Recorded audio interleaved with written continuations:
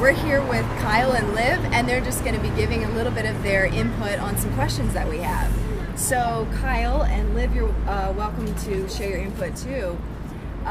When you look at your life from last year to this year, do you see any kind of changes as far as health, finances, or just personally? Absolutely. All of the above? All of the above, yeah.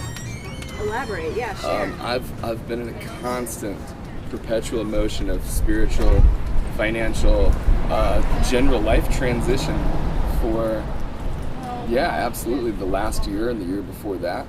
And you think so too, Liv? Yeah. Same for you? I was in a really dark place last year, and I'm kind of finding my way out as we speak, so. Great. Yeah. Did you want All to add thanks something? to this guy. No, I just think whoever's going to see this, I just want people to keep your eyes open. Don't neglect any felt presence experience, no matter how dark or how it appears dark, how it appears light, how it presents itself. Be open to all those things and be conscious. Try and remain conscious every second, because those things sometimes fall through the cracks, pass you by. Kyle, you mentioned that you've seen your life just steadily sort of transform, and you've seen changes happen in your life.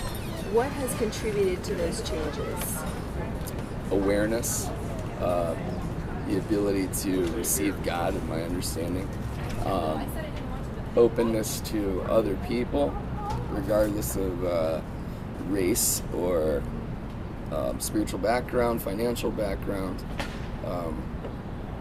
all of those things. All those things, as humans, we're clinging on to labels, and it makes us comfortable to label someone out of the gate without hearing them speak, due to their dress, the car they drive, what magazines have told us to interpret these people as, what the news has labeled people as through race and spirituality. It's all a exterior contaminant that pollutes us as people.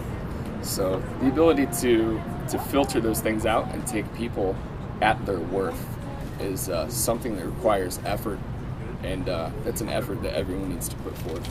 Develop, observing and listening rather than putting in a box. Well, rather than speaking, even sometimes. The importance of remaining quiet and listening to external input is it's crucial. Liv, you mentioned that you've seen some pretty big transformation from last year to this year. Yeah. What has contributed to that for you? People have definitely contributed to my well-being, mentally and physically. I was in a really dark place with relationships I was in last year, and getting to know the right people, the people that are willing to help you move forward and to help you spiritually too, is definitely what I needed, and I found them. So great. Yeah. Do you think that with this, like now what we're looking at in society, I feel like we're seeing, especially since Trump got elected last year, there's a lot of sort of unrest and a lot of back and forth tension going on. There's a lot between who? Parties. I would say. Political parties, or, I would say so, yeah. or at a humanistic level. Do you think that problem has always existed, and now just the platform exists to speak on it? Can I ask you that? That's a great question, actually. Yeah, that's a great question just put out there and not answer, I think. Okay. Yeah. Do you feel like the climate is actually affecting you guys, or do you feel like it doesn't? Yeah, it's affected me in the fact that that's also allowed me to unify with people that I would have never met. And it's also a good thing because it allows me to.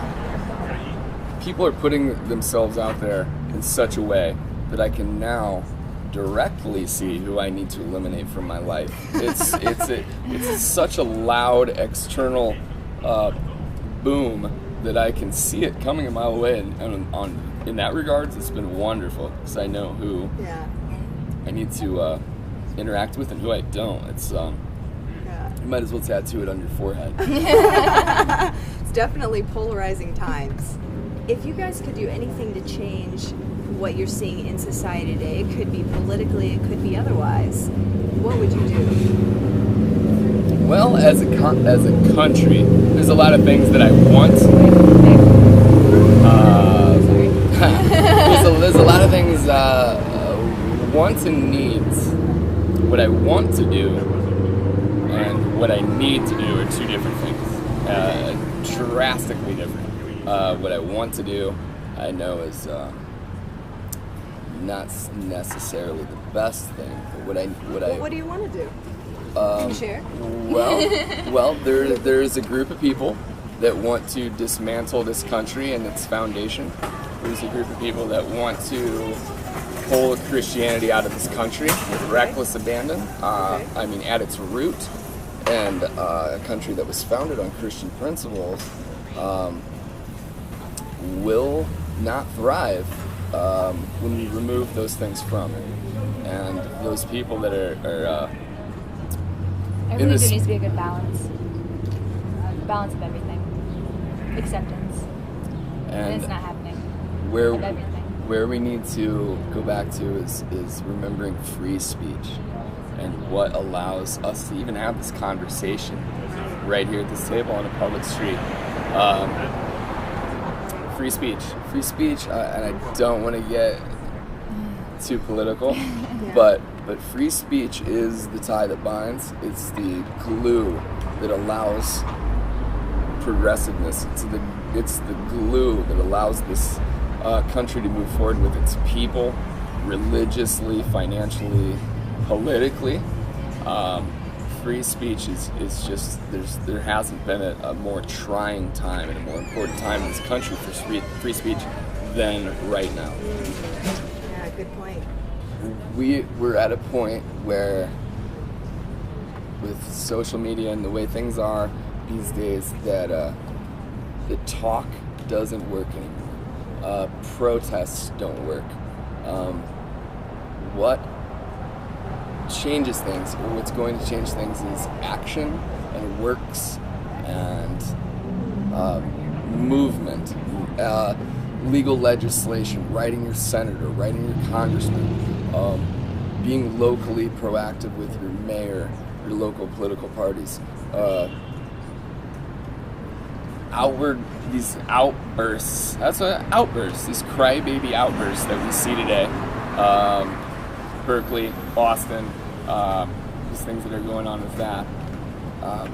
Words are no longer bullets anymore. Words were bullets. Words used to be ammunition. Words are not ammunition anymore. Works, movement. Noise. It is noise. It's just psychobabble bullshit. What we need is movement and physical action. What happens if we stop listening and stop talking? With people, or with what, as a society? What do you mean? As a society, because you mentioned we need to. That's like the foundation of a healthy society. Yeah, free speech and listening. I said about being quiet and listening. I think the idea of listening has been dead a long time. That's not a new concept. It's not something that's could happen. It has happened. It's dead. We are audibly deaf as a culture. We're already Nobody deaf. listens. They just already have a response. They have a preloaded response. They've got. Nobody really cares what your feelings are. They just care about their own. And what happens when we perpetuate that? What will happen, or what can happen? It's What already does happen? happening. We're separating ourselves at the foundation into these sects and It's just tearing everybody apart. cultures and groups of people. It's already happening. It's happening. We're pulling ourselves up at the root and replacing ourselves with like-minded individuals more than we ever have been. It's tearing families apart. It's tearing the Western concept of family apart. The idea that single mothers are hip, cool, and strong. That the father is not an integral part of the family anymore. Those things have been happening, and are going to continue to happen until we have a complete archaic revival of this culture and of this Western culture and our country. That's where we're at.